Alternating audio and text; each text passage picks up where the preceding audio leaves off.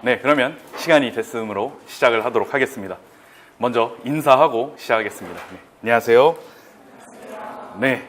수학교육학 신논2라는 또 훌륭한 책을 이제 또 만드셨죠. 이제 시험을 보시는 선생님들의 입장에서는 또 책이 나와서 약간 안타까운 마음도 들겠지만 어찌됐든 또 훌륭한 책이 또 나왔습니다.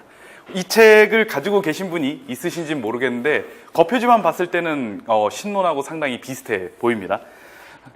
하지만 이거는 이제 신논2라는 이제 책이고, 지금 이게 신논2가 이제 신논하고 이제 겹치는 부분도 이제 상당히 많기 때문에 이제 그 부분은 이제 많이 칼질을 하고 필요한 부분, 임용시험과 관련된 필요한 부분만 깔끔하게 정리해서 또 말씀을 드리도록 하겠습니다. 아마 강의 자료를 다 받으셨을 거라고 생각하는데 보면서 얘기를 하도록 할게요. 네, 1페이지 보시면 일단 지금 제가 강의 자료를 보시면 대략 44페이지 정도 돼요. 이거를 이제 다 꼼꼼하게 다 할 거는 아니고 임용시험과 관계된 부분만 중요하게 포인트 잡아서 강조해서 다루도록 하고, 어떤 부분에 대해서는 그냥 집에서 읽어보시라고 하는 내용도 있을 거예요. 그래서 이제 중요한 부분만 강조해서 다루도록 하겠습니다.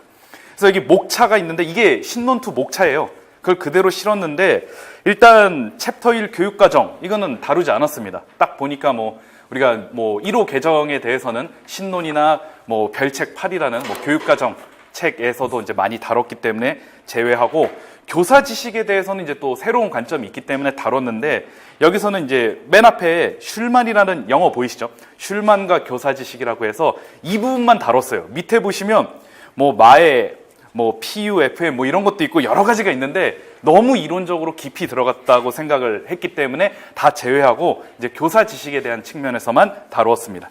그 다음에 이제 챕터 3, 그 다음에 4 이렇게 되는데 지금 보시면 알겠지만 교수학적 상황 이 부분도 수학학습 지도 원리학 방법에 있던 거고, 그 다음에 수학 지식의 교수학적 변환도 신논에서도 제시가 됐기 때문에 이제 골라서 다루도록 하겠습니다.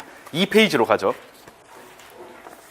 그 다음에 의사소통 나오고 수학적 의사소통 나오고 4절에 보시면 극단적인 교수학적 현상이 나오죠. 근데 이게 포인트를 이제 교사에게 잡는 게 맞는데 교사에 의해서 극단적인 교수학적 현상이 발생하게 되는데 이 부분에 대해서는 이제 조금 말씀을 드리도록 하겠습니다. 그 다음에 이제 인지적인 장애가 있죠. 그 다음에 학습 특성, 챕터 5는 좋은 수업 이 부분은 이제 요약해서 이제 다 다뤘고요. 그 다음에 챕터 6 교수학습 이론의 적용, 이 부분도 마찬가지. 그 다음에 수업 평가. 그래서 이 부분들은 중요한 부분만 골라서 이제 다루도록 하겠습니다. 네, 그럼 4페이지부터 본격적으로 얘기를 하죠.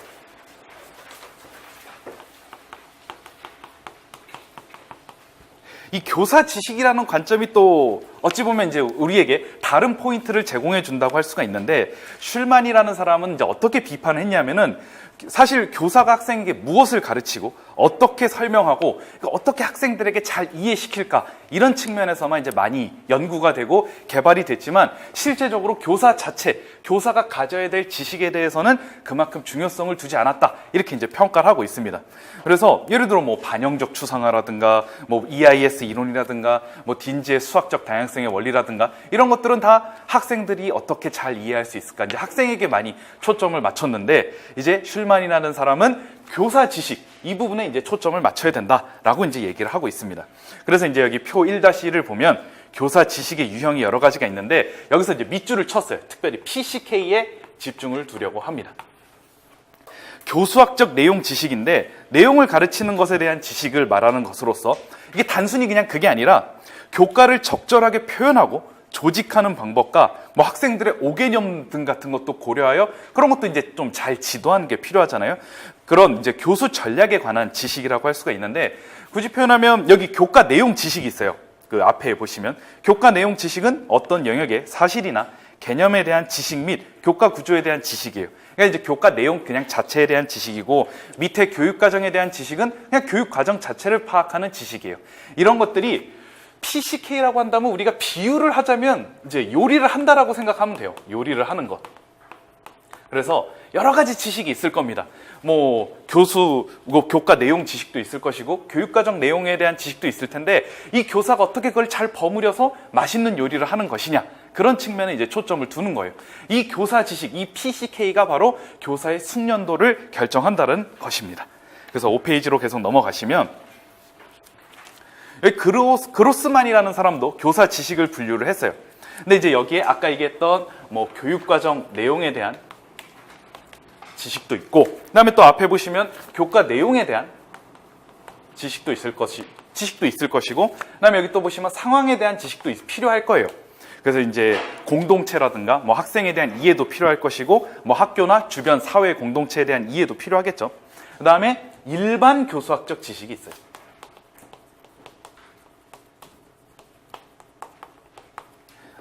여기 보시면 PCK와 일반 교수학적 지식, 즉 PK와의 차이점을 이제 여기다가 이제 기록을 해놨는데, 일반 교수학적 지식은 이론적으로 검증된 일반화되어 보편화된 지식으로서 정말 간단하게 얘기하면 수학 교육론 이론입니다. 이렇게 생각하시면 돼요. 뭐 반영적 추상화라든가 뭐 EIS 이론이라든가 그런 것들이 이제 보편적으로 검증되고 활용할 수 있는 어떤 이론적 지식이죠. 하지만 실제 학생들에게 전달될 이 지식은 단순히 이거 뭐 반영적 추상화를 완벽하게 안다고 해서 학생들에게 또 잘 전달할 수 있는 건 아니죠. 이런 요리 재료들, 뭐 이해, 이런 것들에 대한 이해, 이런 요리 재료들을 가지고 실제로 학생들에게 잘 전달할 수 있도록 이제 하는 것이 바로 교사 지식입니다. 교사들은 이러한 교사 지식, PCK를 잘 갖추고 있는 것이 굉장히 중요하다, 이렇게 얘기를 하고 있는 것입니다. 그래서 여기 교수학적 내용 지식을 보시면 이제 교사의 경험에 따른 것으로서 이건 경험도 굉장히 중요해요. 그래서 여러 가지 다각도로 학생들에게 지도하는 것을 통해서 이러한 경험들이 쌓이게 되면 PCK가 성장한다라고 할 수가 있는 거죠. 이건 뭐 어떤 보편화된 이론이 아니라 결국 교사가 각자 갖는 어떤 개인적 성격이 강하다고 할 수가 있어요. 그래서 여기 보시면 뭐 교과 내용, 학생 수준과 요구, 교실 상황의 특수성들을 기초로 표출되는 고유한 지식이 주어진 주체에 대한 하나의 PCK가 되는 것입니다. 그래서 지속적으로 발전이 가능한 것이고 완성형을 지향하는 게 아니에요. 계속 발전하는 겁니다. 그래서 이제 숙련된 교사는 이러한 PCK가 잘 갖춰져 있다라고 이제 얘기를 할 수가 있는 것이죠. 여기 밑에 보시면 이제 PCK에 대한 이해인데, 교과 내용 지식, 아까 얘기했듯이 뭐 교과 내용 지식이라든가 일반 교수학적 지식을 포함하여 뭐 이런 것도 다 필요하겠죠. 이런 것들을 혼합한 것으로서 어떤 내용에 대한 지식을, 그 내용을 가르치도록 바꿀 수 있는 방법을 알고 있는 교사의 능력을 의미한다, 이렇게 이제 생각을 하시면 됩니다. 그래서 여기 2번과 3번을 보시면 내용을 이제 잘 조직해서 학생들이 잘 이해할 수 있도록 지도하는 것도 PCK에 해당하는 것이고, 뭐 쉽거나 어려운 내용은 무엇이고, 뭐 5개념은 어떻게 지도할 것이고, 이런 것들을 다 포함하는 지식이 바로 이런 PCK, 즉 교수학적 내용 지식이다, 이렇게 얘기할 수 있을 겁니다.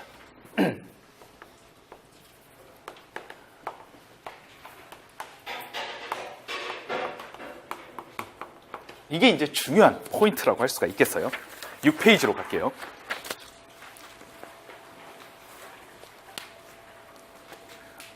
그래서 여기 보시면 PCK의 중요성과 의의, 6페이지 윗부분에 나와 있죠. 그래서 교과 내용을 가르치기 위한 단순한 어떤 뭐 내용 지식 이상의 것이죠. 그냥 내용 지식만 알고 있다고 해서 학생들에게 잘 전달할 수 있는 건 아니죠. 당연하게. 그래서 학생들에게 가르치기 가장 적절한 형태로 특정한 수학 내용을 변환시키는 것과 관련된 어떤 특수한 지식이라고 할 수가 있습니다. 이게 굉장히 중요하죠. 그래서 유능한 교사는 이런 고유한 PCK가 있어요. 그래서 이제 이게 정말 학교 현장에서도 보면 정말 숙련된 교사는 자기 나름대로의 교수학적 방법들이 있고, 그런 것들이 학생들에게 잘 전달됨으로써 학생들이 정말 이 교사의 수업은 잘 이해가 되는구나, 이렇게 느낄 수가 있는 것이죠. 그러니까 이게 교사는 이제 여기 두 번째 보시면 구체적인 교과 내용 맥락에 맞추어 일반 교수학적 지식을 적용시킴으로써 고유의 PCK를 개발을 해야 되는데, 이게 신론에서 보시면 신론은 이제 학습자의 개인화 배경화, 탈개인화, 탈배경화를 강조하고 있어요. 거기에 초점을 두고 있는데 교사도 마찬가지로 개인화 배경화, 탈개인화, 탈배경화가 필요한 것입니다. 어쨌든 우리가 중고등학교에서 가르치는 학교 수학적 지식에 대해서는 학문 지식을 결국 변환시켜서 지도를 하는 것이기 때문에 교사도 그 학문 지식의 내용을 어떻게 잘 이해하고 습득하고 그 다음에 그거를 잘 전달할 것인지를 연구하는 것은 당연히 이제 필요하다고 할 수가 있어요. 그 다음에 여기 세 번째 보시면 지식이 가지고 있는 본래 의미가 파손되는 것을 감소시키고자, 이거 오타 났죠? 그거 고쳐주시면 될 것 같습니다. 이제 이거에 따라서 한국교육과정평가원의 PCK에 대한 개발 연구가 있는데, 뭐 포인트만 따질게요. 자, 이런 그림을 한번 살펴보겠습니다. 이게 이제 빙산의 일각이라는 거죠.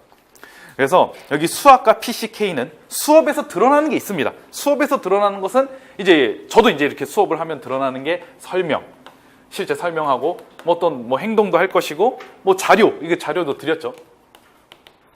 이런 명시적인 부분은 것입니다. 이제 이거에 대해서 이 암묵적, 묵시적인 내용에 대한 깊이 있는 이해가 있어야 이 드러나는 것에 대해서도 다 다르게 되는 거죠. 예를 들어 이제 어떤 교사는 이제 그런 내용에 대해서 전달할 때 뭐 좀 어눌하게 전달할 수도 있고, 어떤 교사는 이런 암묵적 지식이 풍성해서 자기 나름대로 개인화 배경화를 해서 학생들에게 잘 가르치는 교사가 있을 것이고, 그러니까 드러나는 부분은 사실 이 보이지 않는 부분이 굉장히 큰 영향을 미친다는 거죠. 그래서 여기 보시면 묵시적 지원 영역이라고 해서 이건 뭐 교과 내용 지식도 있고, 교육과정에 대한 지식, 뭐 학생들의 교과에 대한 이해 지식, 교수 방법에 대한 지식, 뭐 평가에 대한 지식, 이런 것들이 전체적으로 잘 이해가 됐을 때 드러나는 부분에도 영향을 미치는 것이고, 어쨌든 더 중요한 건 이건 드러나는 것보다는 이게 얼마나 큰 이해가 되고 있는가가 굉장히 중요하다라고 할 수가 있어요. 그래서 수학과 PCK의 의미에서 중요한 부분은 단순히 내용 전문가가 있을 수 있어요. 그러니까 내용 자체를 완전히 깨고 있는 사람이 있는가 반면, 수학 교사는 이런 PCK를 갖춘 사람으로서 내용 전문가인 수학자와 수학 교사를 차별화시키는 교사 전문성에 해당하는 것이라고 할 수가 있습니다. 이 PCK는 결국 전문적인 수학 교사를 구분하는 척도가 된다, 이렇게 볼 수가 있겠죠.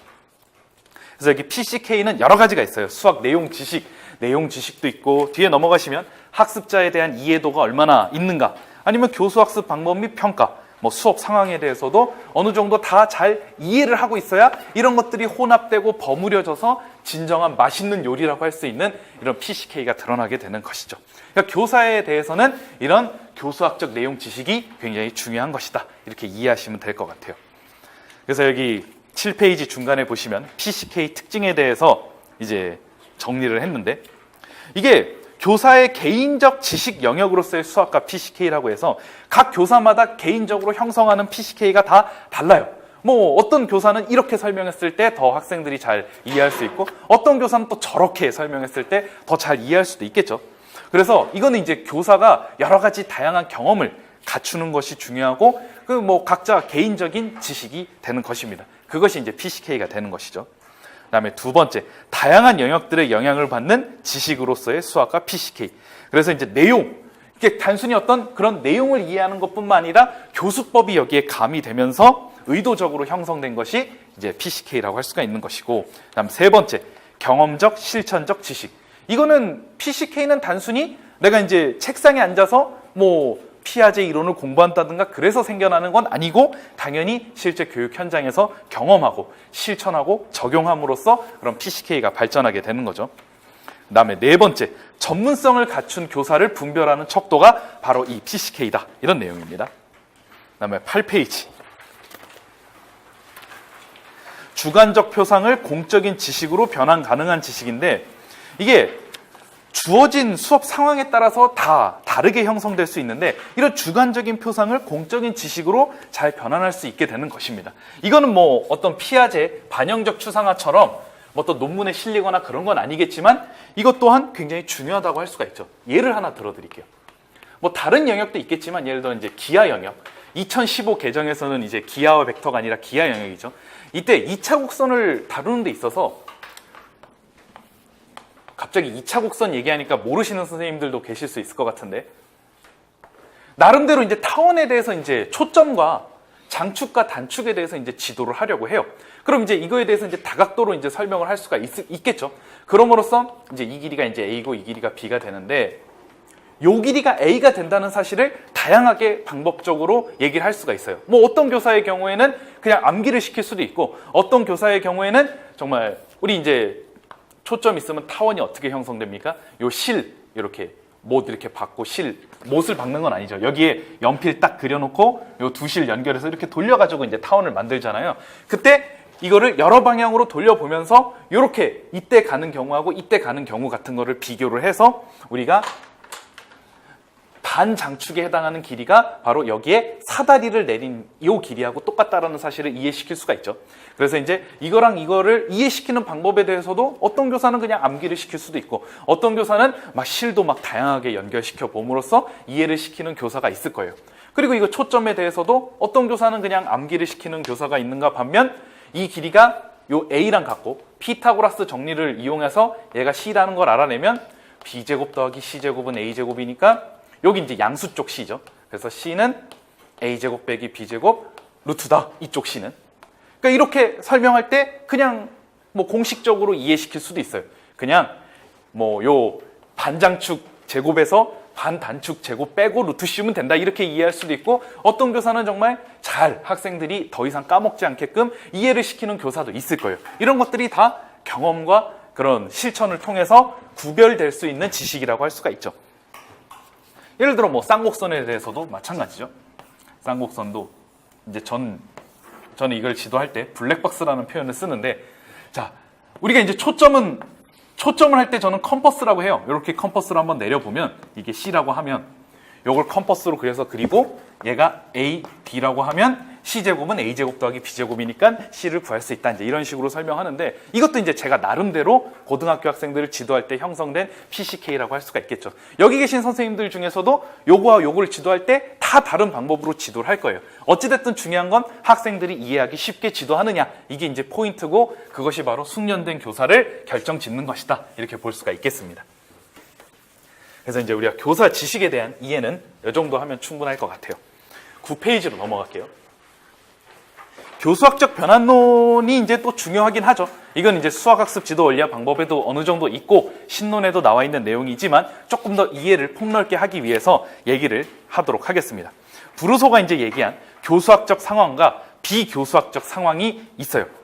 그래서 교수학적 상황은 교사가 이제 학생들에게 수업을 위해 계획된 지식을 전달하고 학생은 학습을 통하여 지식을 획득하는 상황이죠. 그 모든 상황이 다 교수학적 상황이에요. 교사는 지식을 전달하고 학생은 이 지식을 학습하는 거죠.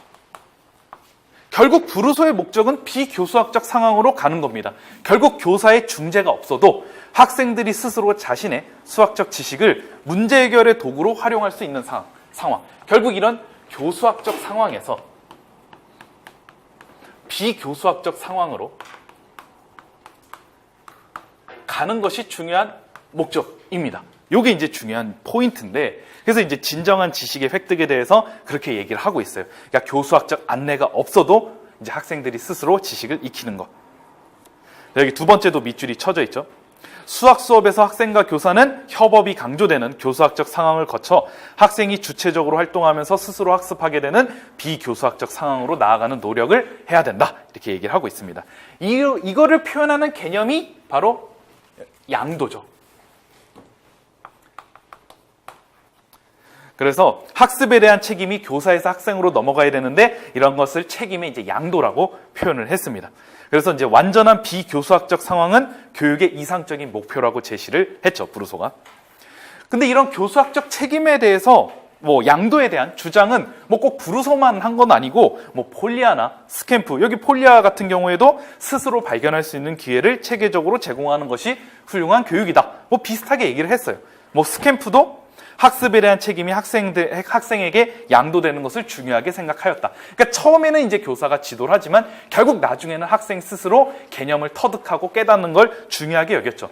이번 기출문제 기억나십니까? 2018학년도.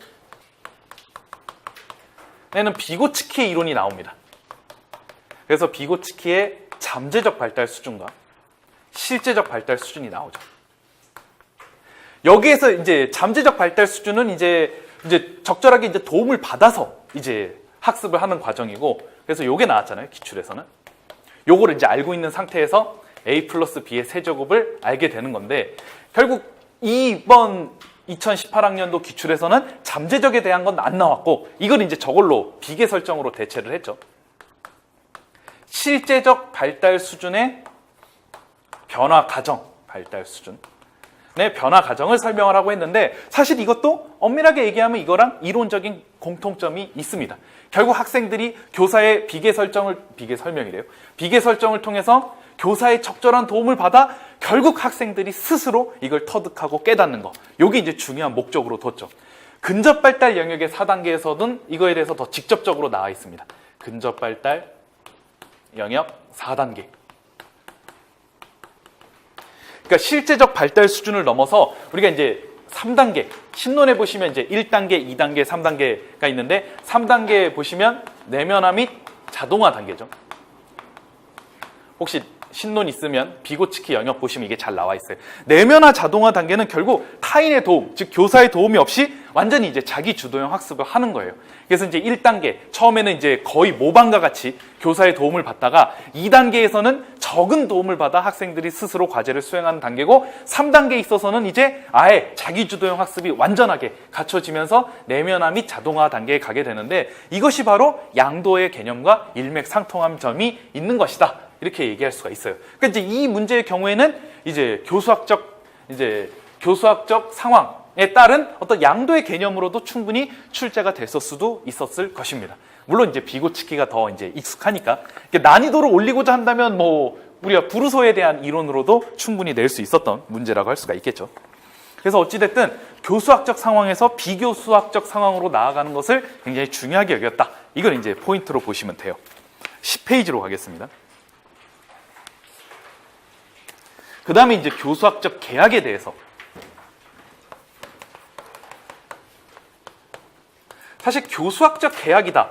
이것 자체는 부정적인 의미는 아닙니다.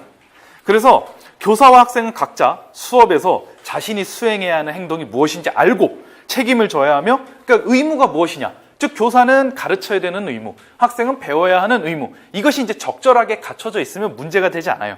그래서 여기 교수학적 계약 2번을 보시면 일반적으로 수학 수업에서 교사는 합리적인 교수 행동이 이루어지고 학생들은 또한 합리적으로 대응할 것으로 기대된다. 이게 적절한 교수학적 계약에 따라서 서로 합리적으로 이게 그 계약을 이행하면 교사는 이제 의무가 있잖아요. 가르쳐야 할. 그때 잘 적절하게 안내할 수 있도록 해야 되고, 학생은 그거를 형식적으로만 받아들이는 게 아니라 개인화 배경화를 통해서 잘 익히는 것을 목표로 하면 교수학적 계약이 잘 성립된 것이라고 할 수가 있지만, 근데 그게 그렇게 되지 않는 경우 문제가 발생하게 되겠죠. 여기 교수학적 계약을 체결하기 위한 조건들을 보도록 하겠습니다.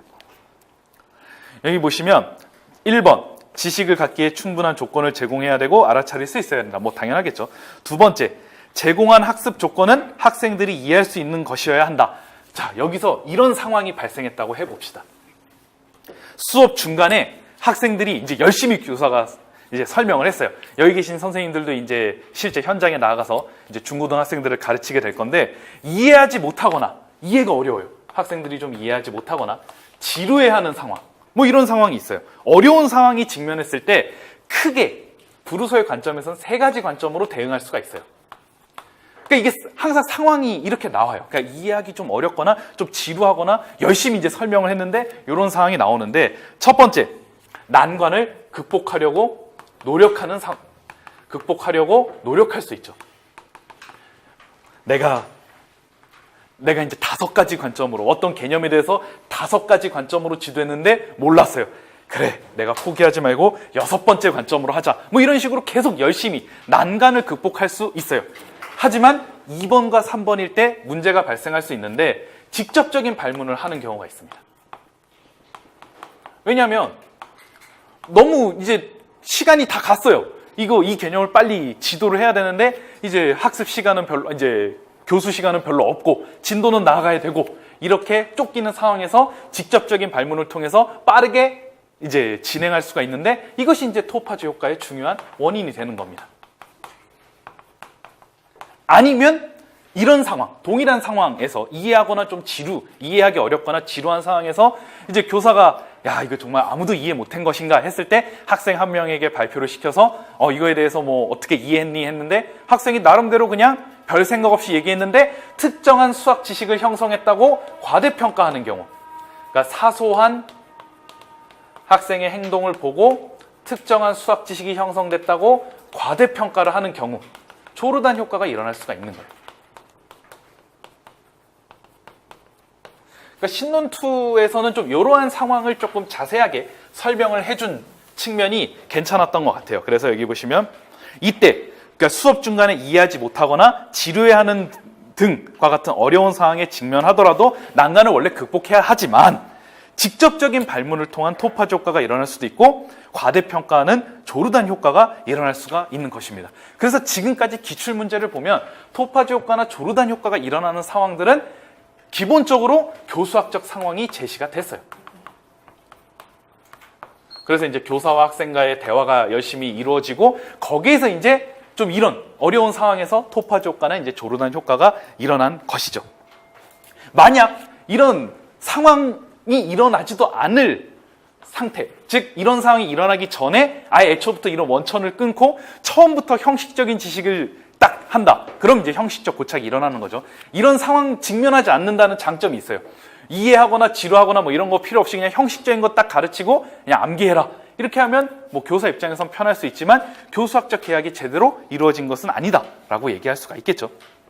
아니면 이런 이해하지 못하거나 지루하지 않은 상황, 이런 상황을 발생시키지 않기 위해서 열심히 개인화 배경화 과정을 지도를 했어요.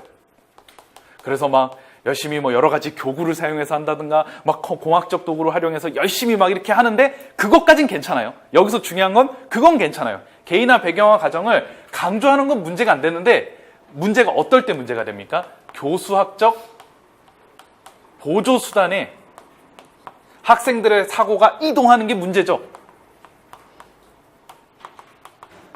우리가 이제 최근 기출에서도 브루너의 EIS 이론 관련해서 얘기를 했을 때 교구를 통해서 지도하는 거. 그건 나쁘지 않죠. 당연히 개인화 배경화 강조하고 좋은데 문제는 교수학적 보조수단에 학생들의 사고가 이동하면 메타인지 이동이 되는 거예요. 그러니까 이제 이런 상황을 발생시키지 않기 위해서. 근데 잘 보시면 우리가 수학 수업 자체는 사실 학생들이 이해하기가 어렵고 상당히 받아들이기가 까다롭기 때문에 극단적인 교수학적 현상이 일어날 가능성은 상당히 높다고 할 수가 있어요. 그러니까 여러분들이 이제 교직 이제 현장에 서 보시면 사실 뭐 거의 매 시간마다 이런 현상이 일어날 수도 있어요. 이때 난관을 극복하려고 노력하느냐.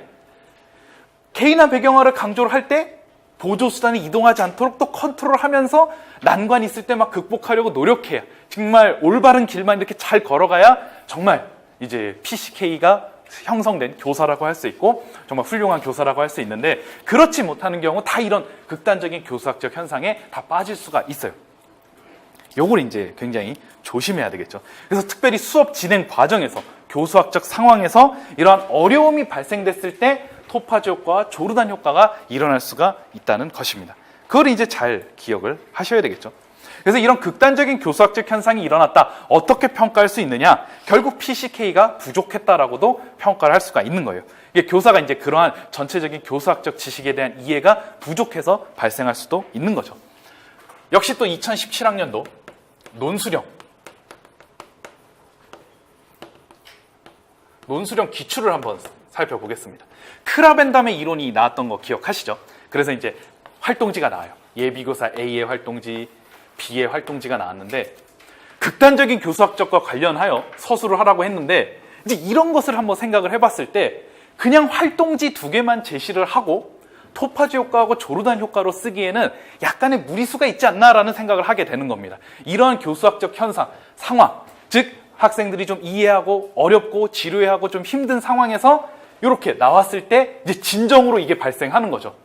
이런 것들이 발생할 수 있는데 그냥 활동지만 제시를 했을 때 조르단 효과나 토파즈 효과가 나온다고 하기에는 약간 좀 수업 상황에 대한 비약이 있을 수밖에 없는 것이다. 이렇게 좀 평가를 할 수도 있겠죠. 그런 면에서. 그래서 특별히 교수학적 상황이 나왔을 때 저런 이제 조르단 효과와 토파즈 효과를 생각하시면 조금 더 도움이 되실 거라고 생각을 합니다. 자, 그 다음에 이제 교수학적 계약의 이행으로 가죠. 브루소는 여기 또 밑줄을 쳤습니다. 교사에 의해 교수학적 계약이 여기 중요해요. 교사에 의해. 자, 우리가 결국 교사와 학생이 있는데 결국 교수학적 계약이라는 것은 둘 다 의무를 다 해야 돼요. 지도, 학습. 의무를 다 해야 되는데 한쪽 축이 무너지면 교수학적 계약이 제대로 이행되지 않았다라고 할 수가 있는데 딘즈가 여기에서 나오게 됩니다. 딘즈 효과. 그래서 교사에 의해 교수학적 계약이 이행되지 않는 경우를 딘즈 효과라고 얘기를 했어요. 왜 그러느냐?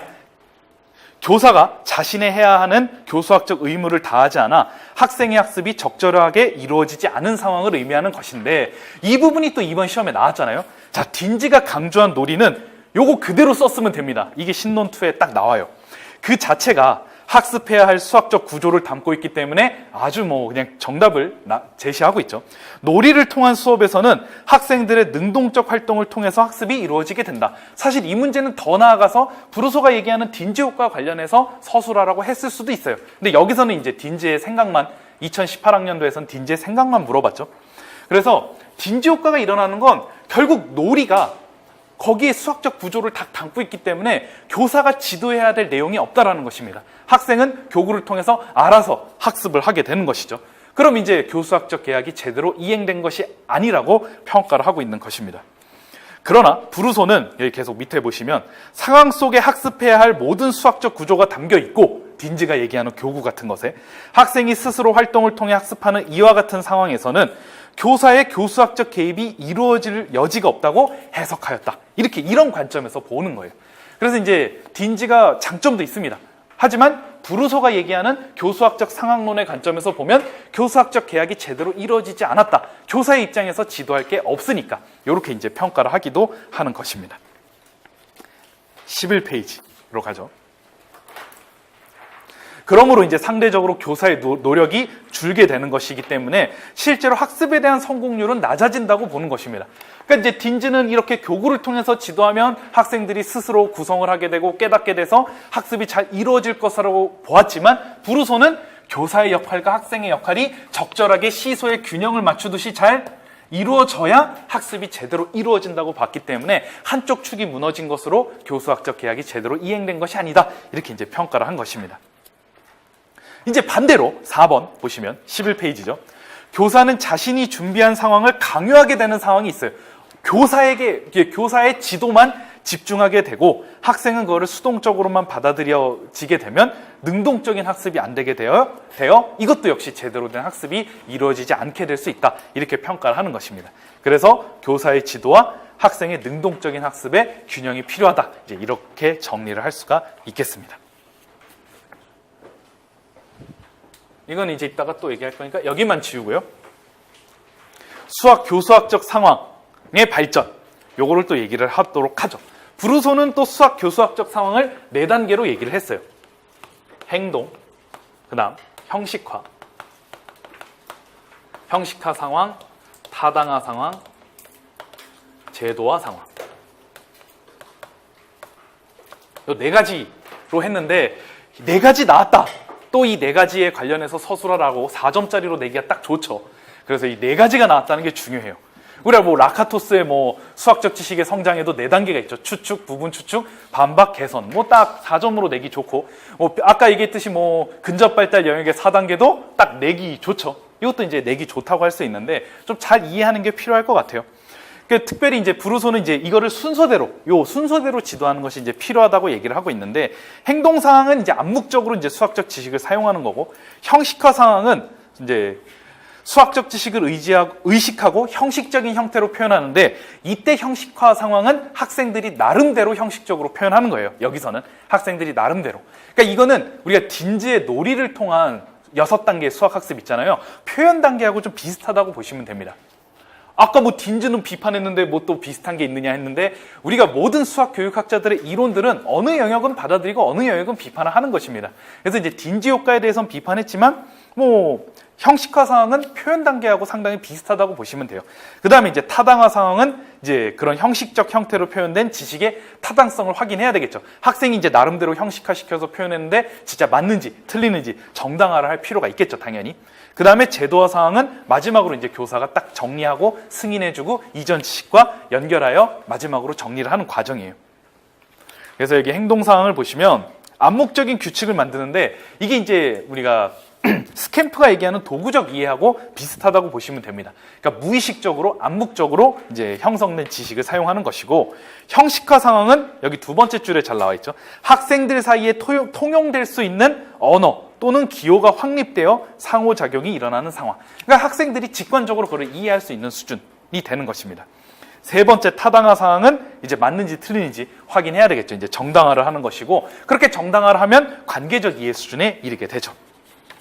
뒤로 넘어가시면 제도화 상황.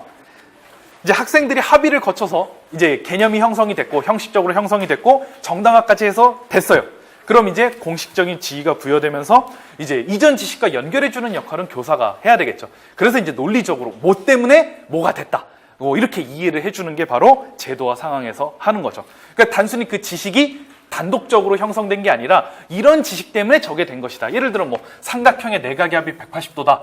이거를 얘기할 때 우리가 그냥 갑자기 툭 튀어나오는 게 아니잖아요. 동의각과 억각에 대한 개념을 사용해서 얘기를 하죠. 그래서 얘는 동의각. 예를 들어 A라고 하면 얘도 A고, B라고 하면 얘도 B고, C면 A 더하기 B 더하기 C는 180도다. 이제 이런 거. 이제 학생들이 나름대로 이렇게 정당을 했을 텐데, 이걸 이제 교사가 최종적으로 정리를 해주는 것이죠. 이런 거.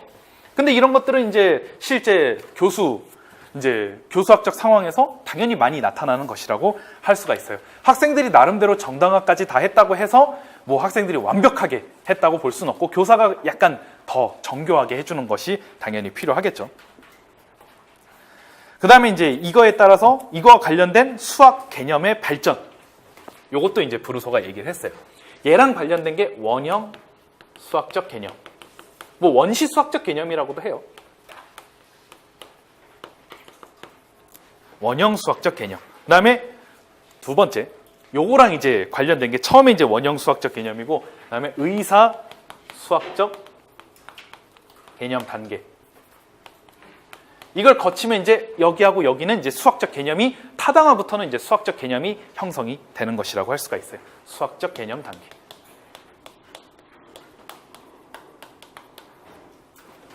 근데 이렇게 발달한 이 순서는 역사 발달 수준과 일치합니다. 일치하기 때문에, 그러니까 최종적인 형태를 바로 제시하기보다는 이제 이런 역사 발생적 상황에 따라서 이렇게 제시하는 게 필요하겠죠. 이따가 좀 구체적인 예를 통해서 얘기를 할게요. 브루소는 이제 이거를 소수 개념과 관련해서 얘기를 했는데, 사실 저희 중고등학교 임용 시험에서는 뭐 소수 개념은 뭐 거의 뭐 관계가 없고, 그렇기 때문에 제가 또 다른 피타고라스 정리로 예를 들었습니다. 12페이지 중간에 수학적 개념 발전의 세 단계에 대한 이해를 한번 살펴보죠. 첫 번째, 원형 수학적 개념 단계는 무의식적이고 암묵적으로 이제 사용하는 거예요. 행동 상황하고 이제 비슷한 것이고, 예를 들어 이거죠. 피타고라스 정리하면 딱 감이 오실 겁니다. 그래서 고대 이집트에서는 피타고라스 정리에 대해서 딱 확정 짓고 사용한 게 아니라, 그냥 처음에 피라미드 높이 잴 때 그냥 암묵적으로 사용을 했잖아요. 그냥 뭐 마음껏 사용했죠. 피라미드 뭐 높이 잴 때 막 뭐 직각삼각형 뭐 이런 개념도 처음에는 없었을 거예요. 하지만 맞다는 생각은 하고 있었을 겁니다. 그렇기 때문에 피라미드의 높이도 재고 막 그랬겠죠. 그러다가 조금 발전하면서 이제 형식적으로 정확하게, 즉 공식화는 되지 않았지만 의식적으로 사용하기 시작을 하게 됩니다. 그렇죠? 나중에는 이제 직각삼각형에서 뭐 요거의 제곱은 요거의 제곱과 요거의 제곱을 더한 것과 같다, 이런 식으로 의식적으로 사용하는 단계에 이르게 되죠. 하지만 명확하게 정당화를 했다든가 이렇게 해서 형식적으로 사용하는 건 아니고, 그냥 이제 의식적으로 맞다는 건 이제 확인하고 사용하는 상황이죠. 대표적인 게 미적분학에 대한 개념 아니겠습니까? 뉴턴과 라이프니츠 시대에서는 미적분 개념을 의식적으로 사용했어요, 분명. 그래서 막 물리학적으로도 적용하고 여러 가지 적용을 했죠. 하지만 완전히 형식적으로 수학적 개념이 형성되어 사용한 것은 아니었어요. 그렇기 때문에 엄청난 비판을 받았죠. 이것이 이제 완전히 형식적으로 되는 것은 코시하고 바이어스트라우스의 극한의 개념이 입실론과 델타로 형성이 되면서 이때 수학적으로 정확하게 개념이 형성이 됐죠. 근데 그러니까 우리가 역사적 발달 과정에서도 봤을 때 처음은 그냥 수학적인 개념은 있지만 무의식적이고 암묵적으로 그냥 사용하다가 이제는 맞다는 걸 확신하고, 그게 이제 직관적으로는 이해가 돼요. 맞다는 게 확신되는 거는. 하지만 완전히 형식적으로 뭐 정당화를 했다든가 그거는 아니고, 그냥 우리가 정당화를 했다는 건 아니고, 요거는 조금 구분을 지을게요. 제가 지금 말을 좀 잘못했네요. 우리가 정당화라는 건 일정한 수준의 이제 참임을 보장하는 것으로서 두산 지도서, 1호 개정 두산 지도서에 보시면 실험 관찰을 통한 정당화가 있어요. 요런 용어가 있어요. 통한 정당화. 우리가 지금까지 기출에서는 경험적 정당화라고 얘기했던 거죠. 이 용어를 쓸게요. 일단 뭐 두산 지도서에 있는 거니까 1호 개정에. 그 다음에 연역적으로 논증하기라는 표현이 있는데 이거는 이제 우리 별책 8 보시면 교육과정을 보시면 기하 영역 교수학습 방법 및 유의사항에 나온 용어죠. 이걸 이제 우리가 지금까지 기출에서는 형식적 정당화라는 용어를 썼어요. 혹시 기출에 이런 용어가 나왔을 때 이제 너무 뭐야 이건 도대체 무슨 말이야 이렇게 생각하지 말고 충분히 이제 사용할 수 있는 용어들이니까 기억을 해두시고 이렇게 이제 나왔었죠. 지금까지 기출에서는. 그래서 이걸로도 생각할 수 있다는 거 기억을 해두시고요. 왜 이거를 구분을 했냐면은 처음에 고대 이집트에서는 이제 그냥 무의식적이고 암묵적으로 사용했다는 거잖아요. 이거는 분명 다양한 실험을 했을 겁니다. 여러 가지 직각삼각형도 재보고 하지만 의식적이지도 않았고 형식적이지도 않았지만 그래도 실험이나 관찰, 즉 관찰을 통해서 맞다는 것을 알고 사용한 것이기 때문에 정당화가 아니라고 보기에는 어렵고 우리가 이제 정당화는 이제 실험이나 관찰을 통해서만 정당화하고 넘어가는 부분이 많잖아요. 예를 들어 이제 우리가 뿔에 대해서 중학교 1학년에서는 뿔의 부피를 3분의 1 곱해서 얘기하잖아요. 기둥의 부피의 3분의 1 해서 얘기하는데 이거를 형식적으로 정당화 못합니다. 그렇죠. 이거 형식적으로 정당화하려면 어떻게 해야 돼요? 구분구적법 가야 돼요. 구분구적법으로 가야 되니까 그거 못하고 어떻게 합니까? 각기둥 하나 요거 딱 해가지고 여기에 물 3번 부어가지고 3번 이렇게 실험해가지고 맞네. 그러니까 3분의 1이네 딱 그렇게 얘기를 하잖아요. 그럼 그걸 가지고 뭐야 이건 전혀 수학적이지 않네 이렇게 얘기할 수는 없고 실험 관찰을 통한 정당화라는 용어가 있어요. 그렇기 때문에 이것도 이제 엄연히 정당화에 들어간다고 할 수가 있겠죠. 그래서 우리가 원형 수학적 개념은 맞다는 즉 뭐 정당화는 했다고는 할 수 있겠지만 연역적으로 논증하기 이 연역적으로 논증하기는 싹 다 국소적 조직화로 이해하시면 됩니다. 중학교에서 연역적으로 논증하는 건 전부 국소적 조직화로 생각하시면 돼요. 아까 삼각형의 내각의 합이 180도라는 것도 알고 있는 수학적 상식이 뭐였습니까? 동의각과 억각과 평각에 대한 개념이에요. 이 세 개를 알고 있는 수학적 상식을 통해서 또 다른 수학적 개념을 이끌어낸 것이니까 국소적 조직화가 맞습니다. 하지만 그거의 뿌리가 되는 유클리드 공주는 얘기하지 않았죠. 즉 증명을 할 때 이 뿌리에 해당하는 부분은 얘기하지 않고 적은 범위의 수학적 내용을 조직했으니까 국소적 조직화입니다. 여기까지 얘기했다면 당연히 전체적 조직화가 되겠죠. 공리나 공준부터 출발했다면 당연히 중학교에서 못하고 그래서 이제 국소적 조직화라고 생각하시면 딱 돼요. 그래서 이제 처음에는 그냥 실험과 관찰, 그러니까 실험이나 어떤 뭐 다양한 상황을 관찰을 함으로써 정당화하는 수준에 이르렀다면 이제 요 상황에 이르게 되면 이제 형식적으로, 연역적으로 논증하는 과정이 들어가게 되는 것이죠. 그래서 의사수학적 개념 단계에서도 아직 확실하게 연역적으로 논증하는 과정은 거치지 않았다. 이렇게 볼 수가 있는 겁니다. 뉴턴과 라이프니츠가 대표적이죠. 미적분에 대해서 뭐 극한의 개념으로 확실하게 형식적으로 이렇게 한 건 아니니까 그 부분을 생각을 하시면 되겠습니다. 그래서 이제 나중에 피타고라스 정리는 결국 뭐 피타고라스가 직접 증명한 방법도 있고 유클리드가 삼각형의 넓이와 합동을 이용해서 형식적으로 정당한 부분이 있죠. 이때가 바로 3단계에 이르게 되는 거예요. 그럼으로써 수학적 개념이 확고하게 형성이 되고 정확한 수학적 기호로 표현이 되게 되는 거죠. 그래서 이제 역사적으로는 다 이렇게 그러니까 처음부터 막 완전히 막 기호화시키고 그냥 형식화시키고 그런 게 아니었기 때문에 학생들에게 지도할 때도 이런 부분을 반영해야 된다라는 것입니다. 13페이지. 네, 이건 소수에 대해서 이 세 단계로 한 건데 뭐 그거는 그냥 이해하시면 될 것 같고 14페이지 또 읽어보시면 될 것 같고 15페이지로 설명을 할게요. 그 네 단계 요 상황에 대해서. 이거 실제로 지금 공구 개정 지도서에서 따온 거예요. 공구 개정 지도서로 하는 이유가 일단 피타고라스 정리는 올해 안 바뀌었죠. 내년에 이제 중학교 2학년으로 바뀌게 되는데 일단 올해 시험에선 중학교 2학년이 아니고 피타고라스 정리는 일단 공구 개정으로도 출제가 될 수가 있는 것입니다. 충분히. 그래서 일단 공구 개정으로 실어놨어요. 일단 뭐 올해는 중1과 고1만 바뀐 거니까 1호 개정으로. 자, 첫 번째 행동 상황. 행동 상황을 보면 여기 보시면 이제 조각을 나누죠. 다른 그러니까 빗변이 아닌 두 정사각형, 빗변에 세운 두 정사각형의 5조각으로 내서 그래서 이제 가장 큰 빗변을 기준으로 하는 정사각형을 채워보면 정확하게 채워진다는 걸 알게 돼요. 행동 상황이죠. 그러니까 이거는 이제 무의식적이고 암묵적이지만 어찌됐든 작은 두 정사각형의 넓이의 합은 그 빗변에 세운 정사각형의 넓이의 합과 같구나. 원형 수학적 개념이 형성된 것입니다. 그러니까 처음부터 막 형식화하고 막 공식으로 증명하고 그게 아니라 이런 과정을 항상 먼저 거칩니다. 그러니까 이게 우리가 실험 관찰을 통한 정당화라고 할 수가 있겠죠. 용어로 표현하자면. 타당화 상황에서 말하는 정당화라는 용어가 있잖아요. 여기 앞에 보시면 여기 11페이지 맨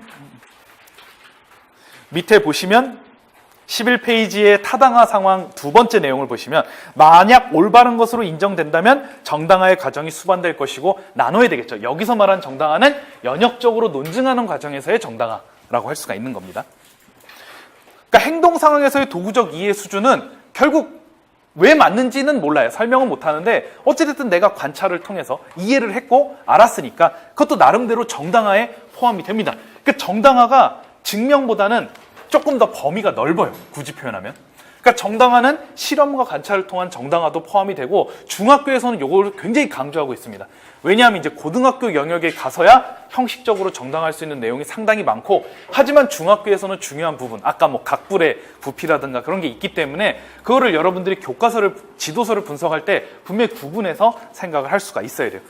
그러니까 이거 실험 관찰을 통한 정당화를 보고 이거 전혀 수학적이지 않네 막 서술할 때 이런 식으로 서술하면 안 되겠죠. 당연히 실험 관찰을 통한 정당화 아니면 경험적 정당화지 이런 용어를 써서 표기를 해야 됩니다. 다음 두 번째 형식화 상황이죠. 그래서 학생들은 이걸 보고 나름대로 형식적으로 이해를 합니다. 그래서 직각삼각형의 빗변이 아닌 두 변을 한 변으로 하는 두 정사각형의 넓이의 합이 빗변을 한 변으로 하는 정사각형의 넓이와 같다는 걸 직관적으로 파악할 수가 있게 되죠. 이런 행동 상황을 토대로. 이게 이제 의사수학적 개념이 형성된 것이고 형식화 상황에 들어가는 겁니다. 학생들이 나름대로 뭐 영어와 기호를 형식적으로 표현을 한 것이죠. 요게 됐다면 이제 세 번째 타당화 상황에서는 조금 교사의 도움도 필요할 수 있겠죠. 형식적으로 정당화하는 과정이 필요한데 여기 옆에 그림처럼 한 변의 길이가 a 플러스 b인 정사각형을 만들고 형식적으로 정당하게 되면 어떻게 합니까? 그냥 넓이만 간단하게 해보죠. 가운데 게 c제곱이죠. c제곱이고 그 다음에 c제곱이고 그 다음에 이 사이드에 길이가 a와 b인 직각삼각형 4개가 있죠. 그래서 4 곱하기 2분의 1 ab 이렇게 있으면 전체 넓이 a 플러스 b의 제곱과 똑같다.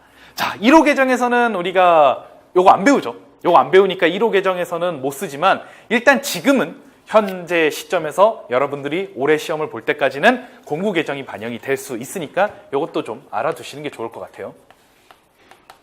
a제곱 더하기 2ab 더하기 b제곱이니까 요걸 이제 딱 지우면 딱 a제곱 더하기 b제곱이 c제곱 나오죠. 그럼 이게 연역적으로 논증한 것이라고 할 수가 있고 국소적 조직화라고도 얘기할 수가 있겠죠. 그럼 이렇게 정당화를 해서 확실하게 피타고라스 정리라는 수학적 개념이 형성이 됐어요. 이게 타당화 상황이고 마지막 제도화 상황은 교사는 이제 학생들이 합의한 공통된 표기법을 승인해주고 맞는지 이제 확인해주는데 이때 정리를 해주는 거죠. 곱셈 공식을 활용하여 대수적인 방법으로 형식적으로 정당화하였다는 것에 대해서 설명하고 마지막 여기 밑에 그림처럼 이렇게 정리를 하죠. 근데 이게 지도할 때 이런 과정을 많이 거칩니다. 실제로. 이제 처음부터 막 타당화 상황과 제도화 상황, 요거 3번과 4번만 하는 게 아니라 처음에는 관찰이나 실험을 통해서 정당화하는 과정을 꼭 거치기 때문에 이런 과정, 이 4단계를 구분해서 이해를 하면 돼요. 이제 실제 시험 상황에서는 이제 학생들이 뭐 나름대로 막 종이도 막 이게 조각 내보고 뭐 우리가 삼각형의 내각이 180도다. 그럼 막 종이도 접어보겠죠. 이렇게 이제 접어보면서 나름대로 요 세 각의 합은 180도다 이렇게 이해를 했다면 이제 3단계에서는 동의각과 억각, 평각의 개념을 이용하여 타당화 상황을 거치고 최종적으로 정리를 해주는 거죠. 이런 상황이 수업 상황에서는 많이 거쳐야 될 것이고 교수학적 상황에서는 중요한 개념이다. 이렇게 부르소는 주장을 했습니다. 이렇게 정리하면 되겠죠. 네, 그 다음 수학 지식의 교수학적 변환 이렇게 얘기를 이제 이 부분 얘기하겠습니다. 여기 교수학적 변환에 대한 것은 이제 우리가 PCK의 관점에서 본다면 바로 이 PCK가 핵심적인 요인이 되는 것입니다. 이러한 교수학적 내용 지식이 결국 교수학적 변환의 성패를 좌지우지하는 것입니다. 제대로 변환됐으면 학생들에게 잘 이해하기 쉽도록 지도할 수 있을 것이고, 그렇지 못하면 이제 뭐 극단적인 교수학적 현상으로도 빠질 수 있겠죠. 16페이지로 가겠습니다. 신론에서는 개인화 배경화하고 탈개인화 탈배경화 부분 있잖아요. 그 부분을 이제 다시 한번 보시면 학습자에서의 개인화 배경화, 학습자에서의 탈개인화 탈배경화가 중점적으로 나와 있어요. 사실 그 부분만 나와 있거든요. 근데 여기서는 교사도 개인화 배경화, 탈개인화 탈배경화를 해야 된다. 이제 그 부분에 대해서 제시를 하고 있습니다.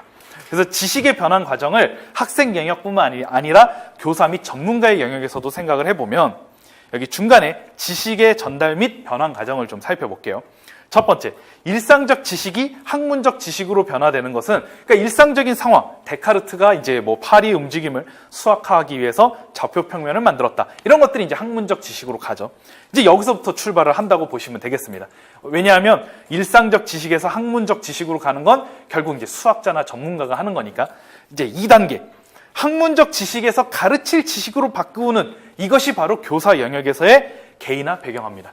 뒤에 제가 이제 예를 들었긴 했지만 학문 수학이라고 할 수 있는 연속에 대한 개념은 입실론 델타로 설명을 하고 있어요. 그렇죠? 학문 지식. 이거를 교사가 나름대로 이해한 개인화 배경화된 지식이 바로 학교 지식인데, 이 학교 지식에는 결국 함수값 존재, 그 다음에 극한값 존재, 이 두 개가 같다. 이렇게 이제 설명을 하죠. 그러니까 입실론 델타에 대한 내용 빼고 이렇게 학교 지식으로 이제 변화시키는 건데, 이게 바로 교사 영역에서의 개인화 배경화라고 할 수가 있어요. 그 다음 이제 3단계로 넘어가서 가르칠 지식이 학습된 지식으로 바뀌는데, 이제 이 내용이 이제 교사가 나름대로 학문 지식을 이해를 한 거잖아요. 개인화 배경화 상황에서 이해를 했잖아요. 이거를 다시, 이거는 근데 학생의 입장에서는 탈개인화 탈배경화에서 알아내야 될 지식이에요. 학생의 입장에서는. 그렇죠. 그러니까 이제 학문 지식을 교사가 연구를 하고 그거를 이제 학교 지식으로 바꾸는 거는 자기가, 교사가 나름대로 이해해서 바꾼다면, 이것은 다시 학생의 입장에서는 이제 입장이 바뀌죠. 학생의 입장에서는 탈개인화 탈배경화 해야 되는 측면입니다. 요걸 해야 되는 측면이죠. 그래서 여기 밑줄을 쳐놓은 게 신론에 나온 부분이에요. 여기 밑줄 쳤죠, 마지막에. 이러한 교사의 지원을 통해 학생들은 자신의 인지구조에 정착된 학습된 지식을 형성하게 되는데, 요거가 이제 탈개인화 탈배경화 해야 되는 지식이고, 이때 어떻게 설명을 합니까? 교사는 여러 가지 이런 것도 하죠. 이런 것도 하고, 얘는 극한값이 없으니까 연속이 아니다, 뭐 이런 얘기도 하고, 그 다음에 얘는 함수값은 있지만 극한값이 없으니까 연속이 아니다, 이런 것도 있을 수 있죠. 극한값은 존재하는데 함수값이 없으므로 연속이 아니다. 아니면 또 요거랑 얘기를 하면 극한값과 함수값은 다 존재하지만 둘이 같지 않으니까 연속이 아니다. 이렇게 다양하게 학생들에게 막 이해를 시키려고 하죠, 교사가. 그렇게 개인화 배경화를 하면 학생들은 왜 이 세 가지가 연속에 대한 정의에 해당하는지를 탈개인화 탈배경화된 지식으로 받아들일 수 있게 되는 거죠. 이런 과정을 거치는 거예요. 그래서 신론에서는 여기에 초점을 맞추고 있죠. 학생들이 교사에 의해서 개인화 배경화 과정을 하고, 그 다음 탈개인화 탈배경화된 지식을 이끌어내는 과정, 요게 이제 중점적으로 실려 있습니다. 이 부분을 보시면 되겠죠. 그래서 이제 신론에서는 명제역에 대해서 나옵니다. 명제역에 대해서 설명할 때 일단 역에 대한 개념 자체를 이해하기 위해서 뭐 분수에서의 뭐 역수를 얘기하기도 하고, 뭐 역전에 대해서 얘기를 하기도 하고, 그렇다고 역이 바꾸는 거니까 뭐 노량진 역 같은 건 아니다, 뭐 이런 설명도 할 수도 있겠죠, 충분히. 그런 설명도 함으로써 역에 대한 개념이 뭔가 바뀐다. 뭐 이제 야구 같은 거를 보면 3대7에서 10대7이 됐어요. 자, 역전했다고 얘기하는 이 역은 무엇이냐? 지는 팀과 이기는 팀이 이렇게 있었는데 지는 팀과 이기는 팀이 바뀐 거죠. 이렇게 바뀌었다. 분수에서도 역수를 얘기하면서 바뀌었다. 역류도 거꾸로 된다. 이제 이런 걸 통해서 역이라는 개념을 더 확실하게 이해를 시킨 다음 이제 학생이 진정으로 알아야 될 탈계이나 탈배경화 과정을 거쳐서 형성돼야 될 지식은 이거죠. 그렇죠? 이거죠. 이걸 이제 학생들이 스스로 선생님 이제 알 것 같습니다. 개이나 배경화가 충분히 되면은 P하고 Q의 자리가 바뀌어야 되는 것이군요. 이제 이렇게 이해한다면 바로 탈개이나 탈배경화가 완성된 딱 지식의 형성이죠. 이게 가장 좋은 교수학적 변환된 지식이라고 할 수가 있어요. 그래서 학생들이 충분히 역에 대해서 이해를 하고 역에 대한 개념이 뭔가 자리를 바꾼다. 뭐 이렇게 이해를 해서 이 두 개를 자리를 바꿔서 형식적으로 한다면 개이나 배경화 과정을 거쳐서 이해를 높여요. 계속 이해도를 높인 다음 이제 여기서 열심히 사람 모형으로 할게요. 열심히 이렇게 살을 붙여요. 막 다각도로 설명하고 이해될 수 있도록 설명하고 이게 역에 대한 개념이기도 하고 이런 연속에 대해서 설명할 때도 열심히 살을 붙여요. 열심히 살을 붙인 다음 이제 어떻게 합니까? 이 붙인 것들을 스스로 이제 학생들이 점진적으로 이게 중요하죠. 갑자기 이 점진적으로 떼어내는 과정 이게 중요한데 이게 이제 탈개이나 탈배경화잖아요.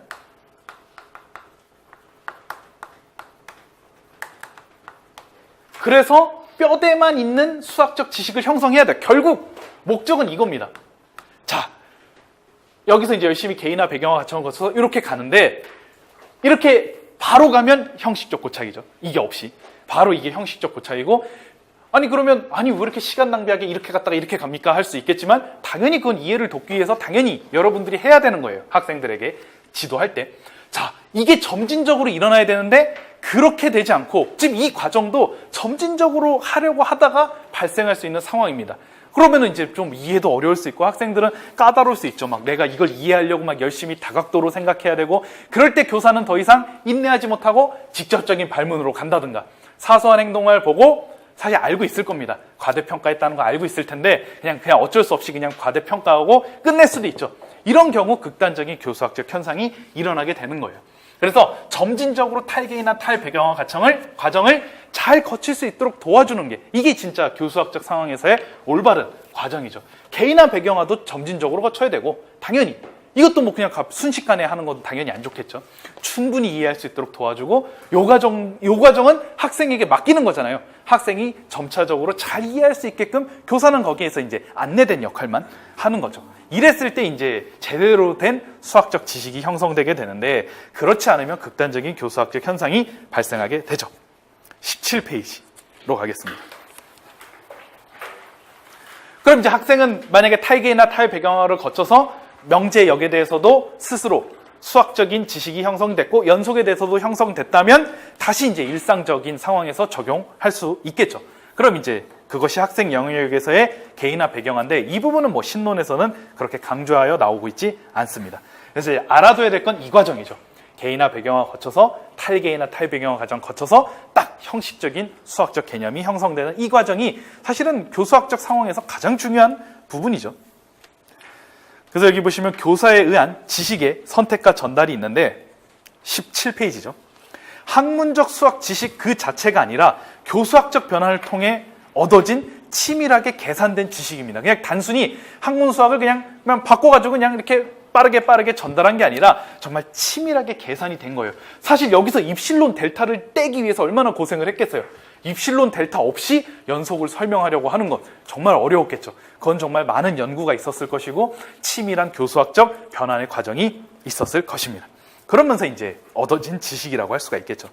그래서 이제 교사는 특별히 가르칠 지식의 선택에 신중을 기해야 하고 이때 교수학적 변환을 했을 때 문제가 발생하면 안 되죠. 지식의 파손이 되면 안 되죠. 여기에서 기출에서의 예를 보시면 여기 보시면 이제 A는 학문 지식을 얘기하고 있고 B는 학교 지식을 얘기하고 있어요. 이때 객관식 문제인데 이런 설명이 있어요. B는 A를 학생의 사고와 실제적 상황을 고려하여 이게 원래 객관식에서는 탈개이나 및 탈배경화한 결과이다 해서 이게 틀린 문장이었어요. 근데 제가 옳은 문장으로 고쳤어요. 개이나 및 배경화한 결과죠. 근데 여기는 엄밀하게 말하면 교사 영역에서의 개이나 배경화한 결과예요. 이건 지금 학생이 이렇게 하지 않잖아요. A에서 B로. 학생이 안 하는 거죠. 그러니까 우리가 신론에서는 단지 학생의 관점에서만 개이나 배경화, 탈개이나 탈배경화를 얘기했다면 기출에서는 교사 영역에서의 개인화 배경화를 소개하고 있습니다. 뭐 딱 한 문제긴 했지만 그래도 참고할 수 있는 내용이라고 생각을 해요. 이제 교수학적 변환 과정에서의 문제, 이게 진짜 중요하겠죠. 이 부분에 대해서 얘기를 하도록 하겠습니다. 지금 21페이지까지 하면 딱 한 타임이 끝날 것 같아요. 그래서 지식의 파손성을 굉장히 조심해야 된다고 얘기를 했죠. 변환 과정에서. 메타인지 이동을 한번 좀 살펴봅시다. 메타인지 이동.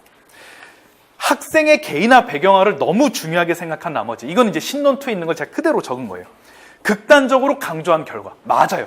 개인화 배경화를 강조하기 위해서 정말 다각도로 도입을 했어요. 공학적 도구를 쓰기도 하고, 교구를 사용하기도 하고, 여러 가지 그림을 인용하기도 하고, 여기에 대해서 막 설명하기도 하고 했는데, 교사는 정말 개인화 배경화를, 학생의 개인화 배경화를 강조하기 위해 노력한 흔적이 보이죠.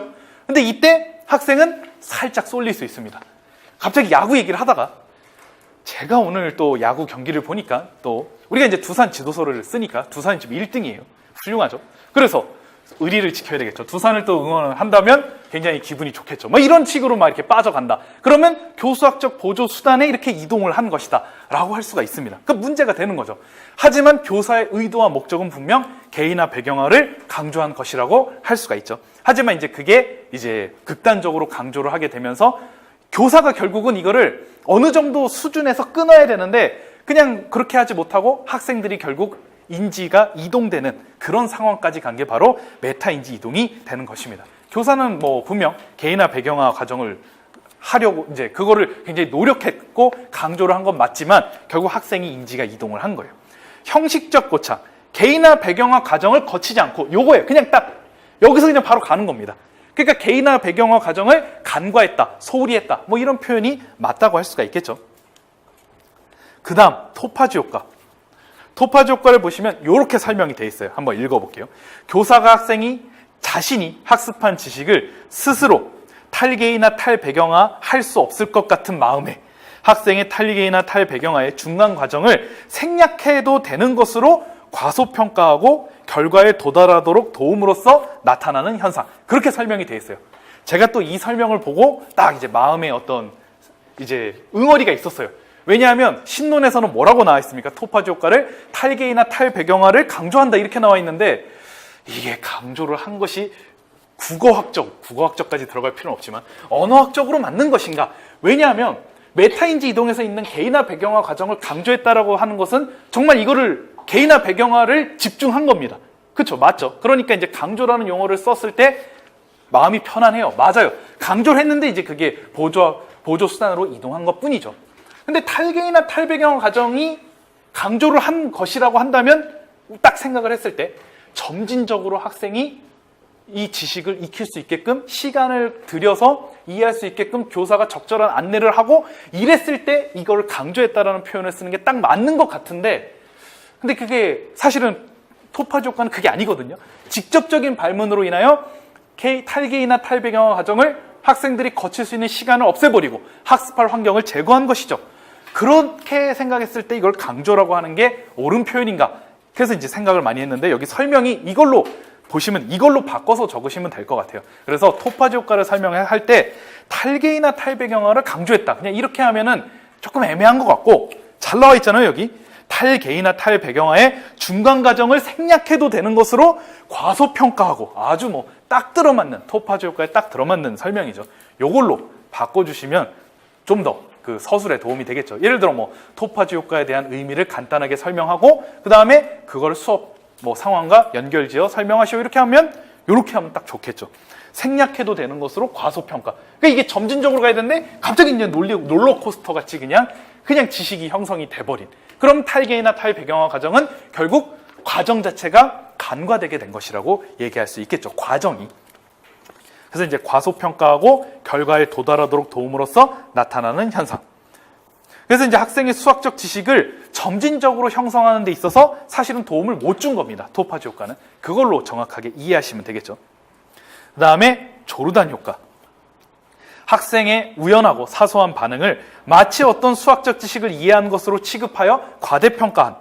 그러니까 이제 과대평가했다라는 용어는 충분히 맞는 것 같아요. 그러니까 이제 사소한 것을 통해서 이거를 학생들이 정말 잘 거쳐서 했다. 뻥튀기해서 이해를 한 거죠.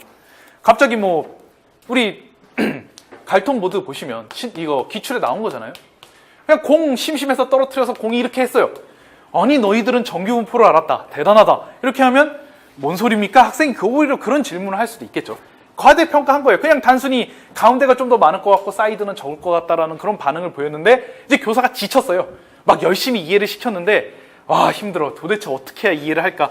그래 됐다. 너희들은 이 곡선 알았어. 이렇게 그냥 평가하고 그냥 끝내는 것입니다. 그게 이게 조르단 효과죠. 대표적인. 그래서 학생의 탈계이나 탈배경화 과정을 강조해야 되는데 강조해야 되죠. 당연히. 강조해야 되는데 반대로 간과를 한 것이죠. 이 과정을 물어보지도 않았어요. 그냥 사소한 반응 보고 물어봐야죠. 원래는 어떻게 해서 이렇게 이 과정을 거쳐서 이해하게 됐니? 이렇게 물어보는 게 교사의 자연스러운 반응이지만 그렇군. 너희들은 이해했어. 막 갑자기 뭐 요구르트 평 나온 다음에 뭐 클라인군을 넌 이해했어. 이렇게 하면 뭔 소리입니까? 이런 얘기를 하는 게 당연하겠죠. 그게 이제 조르단 효과가 일어난 대표적인 예라고 할 수가 있는 것입니다. 그래서 특별히 아까도 얘기했지만 이러한 교수학적 교수학적 그 변환을 했을 때 극단적인 교수학적 현상이 일어나는 경우 이런 경우는 수업 상황과 큰 관련이 있어요. 특별히 이 두 개의 경우에는 좀 이러한 이해하기 어렵거나 좀 지루해하거나 노력을 했다는 흔적이 있어야 돼요. 형식적 고착은 굳이 표현하면 교사의 노력은 별로 없어요. 그냥 형식적인 지식 딱 전달하고 오늘 수업 끝. 나는 집에 가겠다. 이제 그거고 그래도 이거는 하려고 했지만 결국 벅찬 상황에 닥쳐옴으로써 결국 이러한 반응으로써 얘기가 되는 것입니다. 이게 제일 좋죠. 그래도 난관을 원론적인 얘기는 그렇죠. 내가 막 교사들 모임에서 얘기했을 때 난 이 개념에 대해서 막 10번 얘기했는데도 잘 몰라. 그러면 원론적인 얘기 옆에서 어떻게 해야 되겠습니까? 11번째 방법을 써라 하면 원론적이지만 정말 그것이 실제적이진 않을 수 있겠죠. 그래도 뭐 이렇게 하라고 해야 되겠죠. 임용시험에선 당연히 그렇게 해야 되니까요. 그래서 이거 특별히 극단적인 교수학적 현상은 교사들에 의해 발생합니다. 그러니까 교사가 원인 제공자예요. 교사에 의해서 개인한 배경화 과정을 너무 강조한 나머지 중간에 끊지 못하고 결국 학생들의 인지가 이동하는데 그냥 냅두는 것입니다. 그게 메타인지 이동. 형식적 고착이야 뭐 당연히 교사가 그렇게 하는 거고 조르단 효과하고 토파즈 효과도 결국 교사가 원인 제공자라는 거. 결국 그래서 학생들은 얘로 인하여 학습할 환경이 제거가 되는 거고 얘로 인하여 제대로 이해하지 못했음에도 불구하고 이해했다고 평가받은 거예요. 학생 입장에서는. 그렇게 이제 해석할 수 있는 것이고 극단적인 교수학적 현상은 결국 교사에 의해서 일어나게 된 것이다. 이렇게 이해하시면 되겠습니다. 그 다음에 이제 인지적 장애, 인식론적 장애에 대한 관점인데 이거는 이제 신론에 정말 자세히 잘 나와 있기 때문에 정말 간단하게만 했어요. 개체 발생적 근원 같은 경우에는 이제 기본적으로 이제 피아제 인지발달 이론에 따라서 뭐 충분히 이제 성숙되지 않았는데 가르치는 것으로서 사실 저희로서는 1번과는 관련이 없어요. 왜냐하면 우리가 이제 전조작기, 구체적 조작기, 그 다음에 이제 형식적 조작기로 나아가는데 피아제 인지발달 이론에 따르면 어쨌든 중학교는 구체적 조작기를 충분히 넘고 형식적 조작기에 속하기 때문에 형식적 조작기에 속하면 그걸 이제 막 기호를 사용해서도 얘기할 수 있고 구체적인 사물의 도움이 없이도 충분히 형식적인 수학적 지식을 익힐 수 있는 수준이죠. 이게 만약 초등학교였다면 이게 피아제 인지발달 이동이 정말 중요한데 뭐 저희로서는 형식적 조작기하고만 관계가 있어요. 그렇기 때문에 물론 사물의 도움을 받아서 하긴 하지만 결국 반영적 추상화의 과정을 이루는 것이기 때문에 이런 어떤 뭐 전조작기의 아이들이 이런 거는 뭐 큰 초등교육하고 크게 관련이 있다고 볼 수 있겠죠. 교수학적 근원은 좀 관련이 있어요. 그래서 이제 교수학적으로 일부 내용이 지도되지 않아서 후속 개념을 이해하는데 좀 장애가 발생하는 경우도 꽤 있어요. 이건 이제 좀 교사가 조금 생각을 잘 못했거나 어떤 선수 지식에 대해서 충분히 막 이해할 수 있도록 지도하지 않고 다음 내용을 가르칠 때 이 내용이 좀 문제가 되는 경우 인지적 장애가 발생할 수 있죠. 19페이지로 넘어가면 당연히 3번이 제일 중요합니다. 이거 암기해야 됩니다. 이게 3번. 인식론적 장애의 관점에서 설명을 하면 이거 암기해야 돼요. 특정 맥락에서 이게 포인트가 뭐냐면은 이제 여기를 지워도 되겠죠. 특정 맥락. 특정 맥락을 한번 생각을 해보세요. 그래서 우리가 이제 교재 연구에도 나오는 수와 연산 관련해서 양의 개념, 수를 양의 개념, 양의 관점. 그러니까 이제 양의 관점으로 이해를 한 요 특정한 생각이 특정 맥락에서 이러한 생각이 특정 맥락, 자연수 체계에서는 문제가 없었어요. 그래서 특정 맥락에서는 성공적이고 유용했던 지식으로 인지구조의 일부가 됐습니다. 자연수에서는 당연히 A보다 B가 크면 A제곱보다 B제곱이 큰 것은 너무나 당연한 얘기고 큰 수에서 작은 수 빼는 거 당연합니다. 이제 B가 크다고 한다면 이렇게 되고 자연수에서는 뭐 이런 것들은 생각 안 하죠. 작은 수에서 큰 수 빼는 것 자체는 생각조차 안 합니다. 그리고 1대 2라면 당연히 6대 12예요. 아무런 문제가 없어요. 왜냐하면 양적인 관념에서 가지고 있던 이 지식은 자연수 맥락에서는 아무 문제가 되지 않는데 인식론적 장애는 어떻게 발생하느냐? 동일한 생각이, 자 여기서 중요하죠. 동일한 생각이 새로운 맥락, 특정한 상황에서 적용될 때 문제가 생기는 거예요. 바로 정수죠. 그래서 이제 1대 마이너스 4는 마이너스 5대 20. 갑자기 뭔 소린가 하죠. 큰 수 대 작은 수인데 작은 수 대 큰 수. 이게 말이 되느냐 이제 이런 얘기를 하는 거죠. 아니 A 대 B인데 어떻게 이게 바뀔 수가 있느냐 제곱을 했을 때 바뀔 수 있죠. 정수에서는 바뀔 수 있죠. 이런 게 이제 충격으로 다가오는 거예요.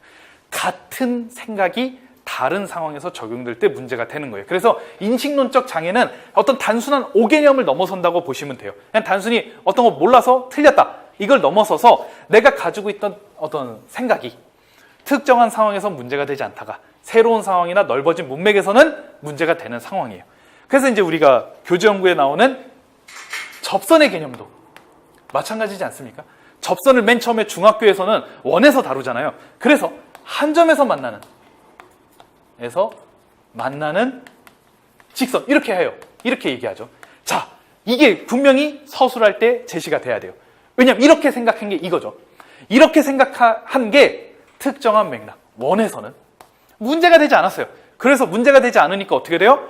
인지구조에 자리 잡았어요. 아, 이 개념이 완전히 자리 잡았어요. 접선, 얘기해봐라. 한 점에서 만나는 직선입니다. 아무 문제가 되지 않았어요. 왜냐하면 원에서는 두 점에서 만나면 100% 접선이 안 돼요. 무조건 한 점에서만 만나야 접선이 돼요. 당연하죠. 이게 더욱더 인지구조에 더욱더 강력하게 형성이 됐어요. 뭐 좋았어요. 하지만 2차 함수. 2차 함수 얘기 안 할 수 없지 않겠습니까? 2차 함수. 한 점에서 만났습니다. 근데 접선이 아니래요. 그러면 학생은 선생님 잘못 가르쳐 주셨습니다. 뭐 이렇게 얘기할 수도 있고 어쨌든 인식론적 장애가 이때 발생하는 거예요. 동일한 개념이 특정한 상황에서 더욱더 이게 되니까 여기서 되니까 더욱더 강력하게 개념으로 자리 잡았어요. 완전 인지구조에 딱 형성이 됐지만 새로운 상황에서 깨지게 되는 거죠.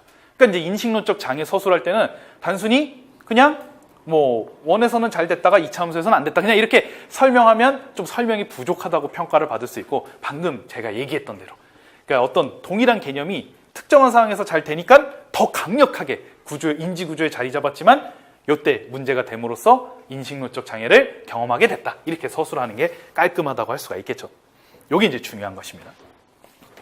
인식론적 장애에 대해 대처하는 방법. 그럼 이제 인식론적 장애가 저렇게 일어났어요. 그러면 교수학적 처방을 해야 되겠죠. 아, 원에서는 그렇지만 2차 함수에서는 그렇지 않으니까 이제 뭐 스치듯이 지나는 것이다. 뭐 이렇게 좀 이해를 시킨다든지. 뭐 이거는 나중에 또 뭐 이제 고등학교 가서 또 문제가 되긴 하겠지만 또 이제 막 두 점에서 만났는데 뭐 접선이다 뭐 이런 소리 하면 또 헷갈릴 수 있겠지만 일단 뭐 이 상황은 모면할 수 있겠죠. 그렇게 하거나. 왜냐하면 애초부터 접선의 개념을 할선의 극한으로 지도하면 모든 게 깔끔하지만 극한 개념도 배우지 않은 학생, 중학교 학생들이 할선의 극한을 이해할 리가 없고 그러니까 이제 이거 지도 못해요. 어쩔 수 없는데 뭐 그 상황에서 학생들에게 이해할 수 있는 용어로 설명하는 건 필요하겠죠.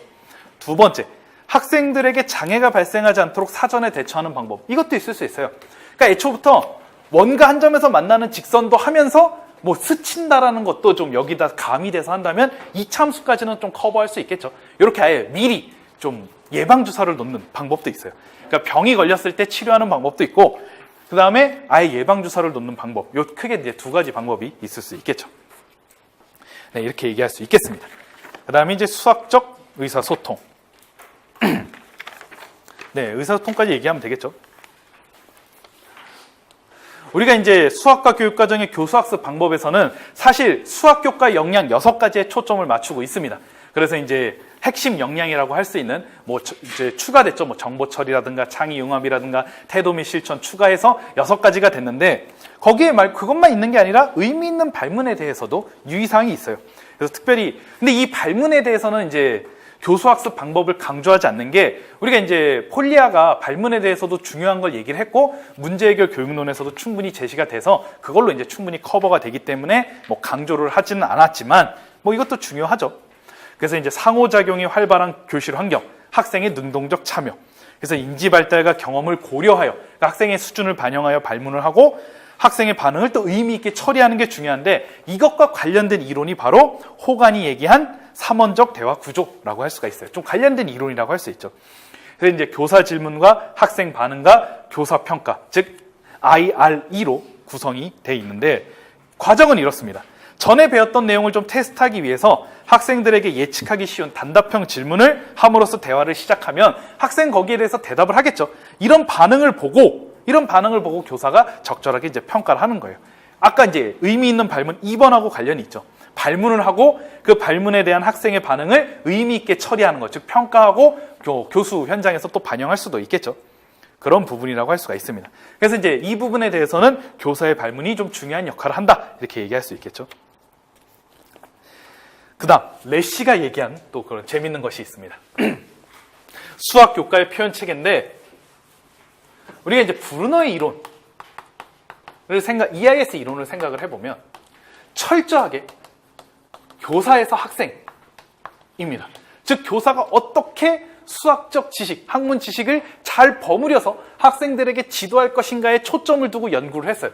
이게 이제 중요한 게 학문 중심 교육 과정에서는 그게 이제 중요하게 이제 이루어졌죠. 수학의 이제 역사적 발달 과정에서도 사실 이제 예전에 이제 뒤를 중심으로 경험 중심 교육 과정을 했을 때는 학생들의 수학 수준이 뚝 떨어지고 그럼으로써 이제 수학적 능력이 이제 부족함으로써 결국 이제 과학적 지식도 부족하게 되고 그럼으로써 이제 인공위성을 먼저 발사하게 됐죠. 이제 구소련, 러시아가 이제 그렇게 이제 인공위성을 발사하게 됐는데 이때 충격을 받고 학문 중심 교육 과정, 즉 핵심, 지식의 구조를 지도하는 것이 굉장히 중요하고 그걸 어떻게 학생들에게 잘 버무려서 지도할 것인가에 정말 굉장한 초점을 맞춘 게 학문 중심 교육 과정이고 수학교육 현대 운동이죠.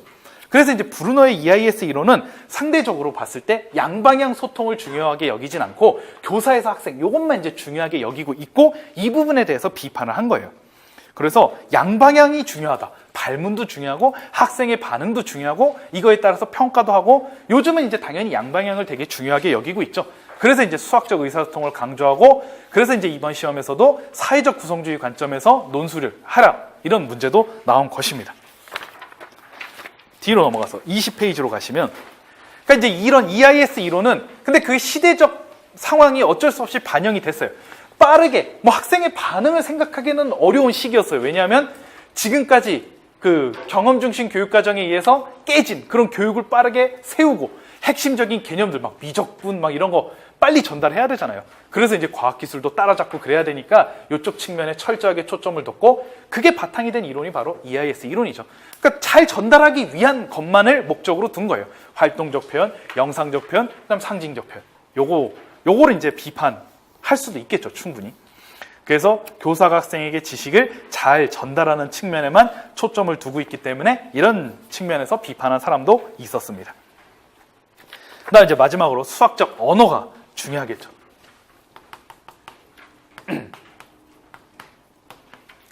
그래서 언어. 이제 수학적 언어를 보시면, 네, 이거는 제가 중요하다고는 얘기했지만 그냥 간단하게 보고 넘어가도록 하겠습니다. 사실 그렇게 중요하지 않아요. 다시 번복하겠습니다. 그래서 이게 프로이덴탈의 수학적 언어 수준과 예인데 프로이덴탈이 주장했다고 해서 좀 중요할 것 같지만 이거는 이제 단순히 이제 표현에 대한 얘기이기 때문에 첫 번째 명시적 언어 수준은 그냥 대명사를 이용하여 이것이나 저것 같은 단어를 사용하여 그냥 이제 표현하는 거고 관계적 언어 수준은 일상 언어로 표현을 하는 거예요. 지시사를 이제 피하고 학생들이 잘 이해할 수 있는 일상 언어로 표현하는 거고 규약적 변수의 도입 수준은 기호를 사용하여 표현하는 것이고 함수적 언어 수준은 함수를 도입하여 표현하는 것이에요. 이런 여러 가지 표현이 있다라는 거. 그래서 이제 수학적 언어는 정적인 것과 동적인 것이 있어요. 어떤 수학적 개념을 형식화시켜서 표현하고 개념을 설명하는 것은 정적인 언어를 사용하는 것이고, 동적인 언어를 사용하는 건 서로 이제 토론하고 토의하고 모둠 활동하고 이런 것들이 이제 동적인 언어라고 할 수가 있겠죠. 이게 이제 상당히 강조가 됨으로써 사회적 구성주의, 라카토스의 중경험주의도 토론 수업이죠. 그다음에 문제 해결을 할 때도 우리가 여러 가지 토의를 중요하게 여기는 것도 다 언어의 동적인 역할이라고 할 수가 있어요. 그러니까 이 두 개가 다 균형 있게 이제 사용이 된다. 이렇게 생각하시면 되겠습니다. 21페이지. 그러니까 플랜더즈라는 사람은 수업 중에 말이 3분의 2 이상을 차지하고, 그렇죠. 수업을 하면 당연히 3분의 2 이상은 말을 할 거예요. 말 중에 교사의 말이 3분의 2 이상일 거예요. 물론 학생들에게 모둠 활동을 줄 시간을 주겠지만, 이제 수업 실현, 2차에서 수업 실현 같은 거 하면 모둠 활동 시간 주지만 대부분 교사가 설명을 하는 게 당연한 얘기죠. 그 다음에 지시적인 말이 3분의 2 이상, 개념을 형성하는 과정이 3분의 2 이상 차지하기 때문에 수학적 언어는 교실에서 교사와 학생의 의사소통으로 시작하여 합의를 거쳐서 얻어진 수학적 지식이 객관적 지식으로서의 지위를 얻는 과정에서 지식을 전달하는 중요한 매개체 역할을 할 수밖에 없어요. 물론 급진적 구성주의는 언어를 별로 언어는 오히려 오해를 불러일으킬 수 있다 이렇게 했지만, 당연히 사회적 구성주의 관점에서는 언어의 역할은 굉장히 중요하다고 할 수가 있겠죠. 근데 이런 수학적 언어에 대한 이해의 어려움이 있을 수 있어요. 왜냐하면 우리가 일상 언어로 표현한, 우리 프로이덴탈이 앞에서 얘기한 관계적 언어 수준을 보면 일상 언어를 사용하여 관계를 진술하잖아요. 이때는 항상 인식론적 장애 위험에 이제 빠질 수가 있습니다. 일상어의 이제 요인 중에 일상어에 따른 인식론적 장애가 발생할 수가 있죠. 밑줄을 쳐놨어요. 요게 중요하겠죠. 수학적 의사소통 과정에서 수학적 언어는 일상 언어와 함께 사용됩니다. 어쩔 수 없어요. 학생들은 언어에 대한 문법의 의미 해석을 올바르게 하지 못하여 오류를 저지르고 학습에 장애를 겪을 수 있으며, 이건 이제 여러 가지 문제를 야기할 수 있는데, 대표적인 예로 집합, 극한, 닮음, 사건 하면 우리가 보통 사건 일어났으면 감옥에 가야 된다 이렇게 생각할 수 있겠지만, 확률에서의 사건은 그냥 이벤트죠. 그러니까 이제 이것도 이제 문맥상 차이도 생각을 해야 되고, 우리가 닮음도 마찬가지죠. 우리가 닮음은 옆에 두 사람, A라는 사람과 B 사람이 있으면 대략 비슷하게 생겼으면 닮음이잖아요. 근데 수학적인 닮음은 어떻습니까? 확대나 축소해서 완전히 합동이 되는 것만 닮음이에요. 그래서 학생들이 되게 이제 많이 어려움을 겪게 되는 게 이거죠. 예를 들어 이제 직각삼각형이 있을 때 얘랑 딱 봤을 때는 직각이 있고 세 각이 있고 이렇게 있으니까 얘도 닮음이네요. 이렇게 얘기할 수 있겠지만 닮음이 아니죠. 어느 한쪽을 확대 또는 축소해서 완전히 일치가 되지 않으니까. 하지만 두 정사각형이나 다른 모양의 두 정사각형이나 두 원이나 이런 것들은 어느 한쪽을 확대 또는 축소해서 일치가 되게 만들 수 있으니까 닮음이 되죠. 그러니까 이제 학생들도 이거 인식론적 장애를 겪을 수 있어요. 내가 닮음이라고 생각했던 것이 여기에선 사실 문제가 드러나지 않아요. 드러나지 않겠죠. 이런 거 설명할 때. 근데 이런 거 설명할 때 선생님 닮음입니다. 그러면 넌 틀렸어. 이러면 이제 왜요? 이렇게 하겠죠. 그럼 이제 여기에서 인식론적 장애를 겪게 될 수가 있는 것입니다. 그래서 이제 우리가 인식론적 장애 요인 중에 일상어가 있는 거 아니겠습니까? 이런 것 때문에. 집합도 마찬가지죠. 집합이라고 생각하면 우리가 그냥 집합이면 우리가 모임으로 이해를 하잖아요. 그렇기 때문에 자, 집합 모여라 그러면 이제 모여야 되는데 공집합이 집합이래요. 그러면 안 모였는데요? 이러면은 그렇죠. 뭐라고 설명해야 되겠습니까? 수학적 언어로서의 집합 언어를 정확하게 집합에 대해서 설명을 할 수가 있어야 되겠죠. 그러니까 이런 것이 다 인식론적 장애의 원인이 되는 것입니다. 두 번째, 수학의 상징은 여러 수학적 의미를 압축해서 포함하지만 하나의 표현으로 나타내기 때문에 해석하기 어려울 수 있다. 이거에 정말 딱 들어맞는 게 시그마입니다. 이걸 정말 저는 예로 들을 수 있을 것 같아요. 정말 많은 것을 함축했습니다. K는 1에서 n까지 K. 뭘 함축했습니까?